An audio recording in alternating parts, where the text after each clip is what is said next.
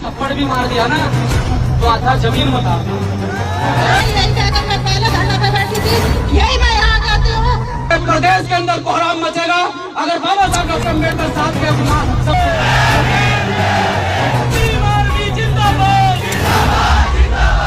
तो ऐसे कठपुंजियों का इलाज मेरा जूता है, इतना याद रखना। कहते हैं कि डॉक्टर अम्बेडकर की प्रतिमा यहाँ न्यायालय परिसर में नहीं लगने देंगे, और मैं ये कहना चाहता हूँ कि डॉक्टर अम्बेडकर के समाज ने अगर जिस दिन चाहा, जिस दिन होकार भरी, तो तुम्हारे आकाओं को 2 अप्रैल का आंदोलन याद है, तुम्हारे आकाओं को हमारी बात माननी पड़ेगी। मैं आप तमाम साथियों को यही कहना चाहता हूँ कि जिस प्रकार से आप सभी साथियों ने सहयोग दिखाते हुए इस आंदोलन को सफल करने के लिए आप अपने अपने क्षेत्रों से पहुंचे हैं, क्योंकि हमारे बीच में आदरणीय विनय रतन सिंह जी आ रहे थे, लेकिन रास्ते में उन पर एक फोन आया और उनकी फैमिली में किसी प्रकार की कोई दिक्कत परेशानी है, तो उन्हें तत्काल प्रभाव से यहीं से रास्ते से वापस जाना पड़ा। उन्होंने आप सभी साथियों के कंधों पर यह जिम्मेदारी सौंपते हुए कि आप सभी साथियों को अपने कंधे पर यह जिम्मेदारी लेते हुए इस आंदोलन को सफल करना है, और हमारी बात को अगर संज्ञान में नहीं लिया जाता है, हमारी बात को नहीं माना जाता है, तो यह आंदोलन आज जिला हरिद्वार के अंदर डीएम कार्यालय परिसर में हो रहा है। मैं ये बड़े दावे के साथ में इस बात को कह सकता हूँ कि पूरे प्रदेश के अंदर कोहराम मचेगा अगर बाबा साहब डॉक्टर अम्बेडकर साहब के सम्मान में कोई किसी भी प्रकार की गुस्ताखी करने का काम करेगा।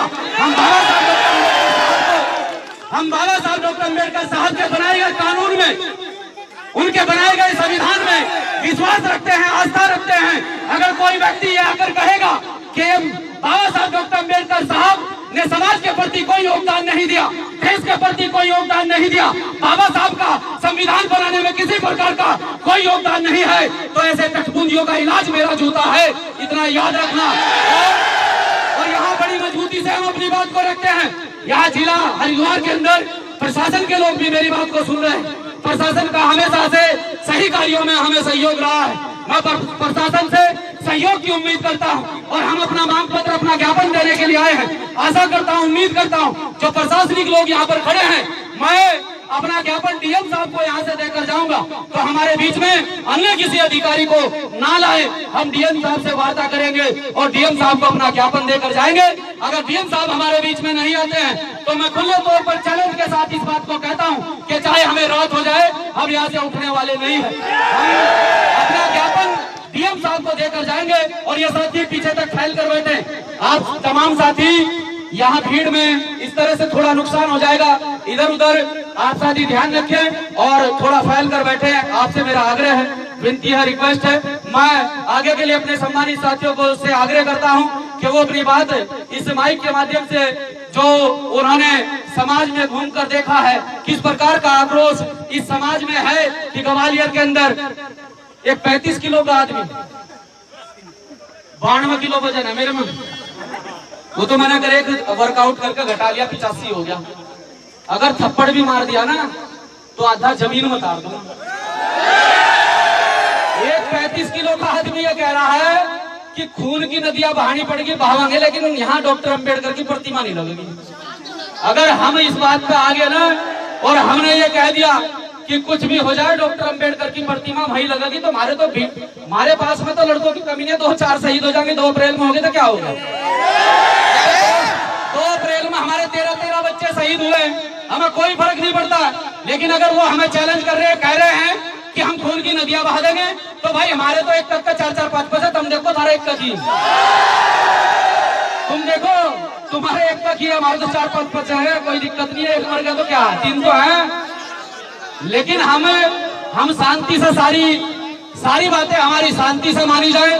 हम यहाँ ग्वालियर में जो हाई कोर्ट में जो बाबा साहब डॉक्टर अम्बेडकर साहब की प्रतिमा का विरोध कर रहे हैं, वहाँ की सरकार को, वहाँ के प्रशासन को चेताने के लिए आए कि जिला हरिद्वार में बाबा साहब डॉक्टर अम्बेडकर साहब को मानने वाले लोग रहते हैं, और यहाँ से चिंगारी वहां तक पहुंचनी चाहिए कि अब विरोध पूरे देश में होना शुरू हो चुका है ऐसे लोगों का जिनकी मानसिकता गलत है, जो इस देश में भाईचारे को खराब करना चाहते हैं। आप लोगों के आपसे भाईचारे को खत्म करना चाहते हैं, ऐसे लोगों की मानसिकता आप लोगों के बीच में मैं उम्मीद करता हूं कि आप सभी साथी अगर कभी आपको आवाज दी जाए, आपको आंदोलन के लिए बुलाया जाए, तो आप हर बार की तरह जिस तरह से आप इस बार आंदोलन में शरीक हुए हैं, कभी भी आपको आवाज दी जाए तो क्या आंदोलन के लिए तैयार है?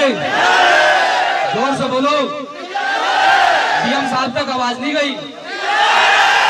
जय जय जय जय जय भीम आर्मी जिंदाबाद, भीम आर्मी जिंदाबाद, एडवोकेट चंद्रशेखर आजाद जिंदाबाद, भाई विनय रतन सिंह जिंदाबाद, भाई विनय रतन सिंह जिंदाबाद, जय जय जय जय जय भीम, जय जय जय जय जय भीम।